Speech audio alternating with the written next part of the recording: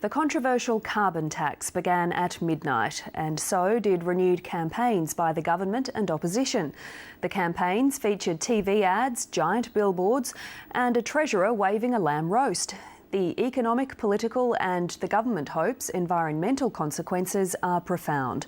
Tonight we'll examine the impact on households and hear from the opposition leader. But first, Chief Political Correspondent Mark Simpkin reports on an historic day.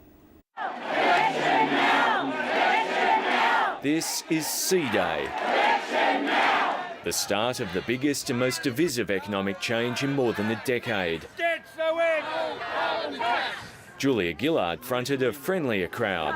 The most important person in Australia. Yeah, and one of the bravest. Pleased to meet you, Julia. Thank you very much.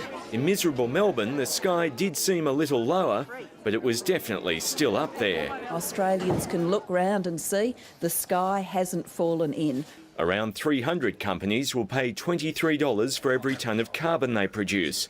The tax will flow right through the economy. Everything on this table is going to be more expensive under the carbon tax. There will be compensation, but Tony Abbott insists he'll repeal that and the tax itself. Great to be here in Melbourne today to officially launch my campaign to rid Australia of this carbon tax. He won't take carbon pricing away. He'll engage in a little fiddle, a little fudge to kind of pretend, but carbon pricing will still be here.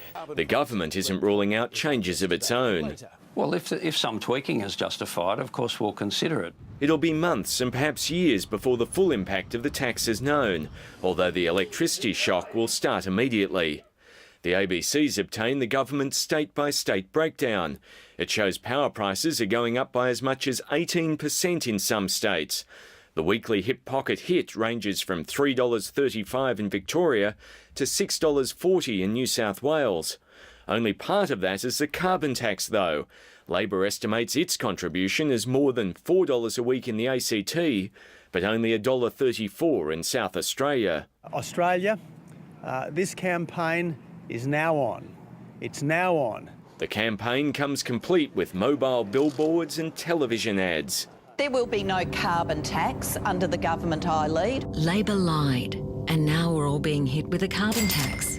The government's also hitting the hustings, dispatching the treasurer to a supermarket. It's the same price today as it was last Friday here at the supermarket, $20. And 2 ministers to Ayala, the steel town the coalition warned could be wiped from the map. 3, 2, 1.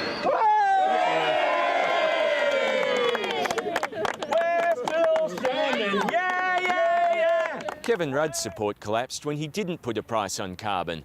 Julia Gillard's collapsed when she said she would. Labor's desperately hoping the next few weeks are game changers, but it's telling some ministers spend a lot more time criticising Tony Abbott's criticisms than they did spruiking their own policy. Mark Simpkin, ABC News, Canberra.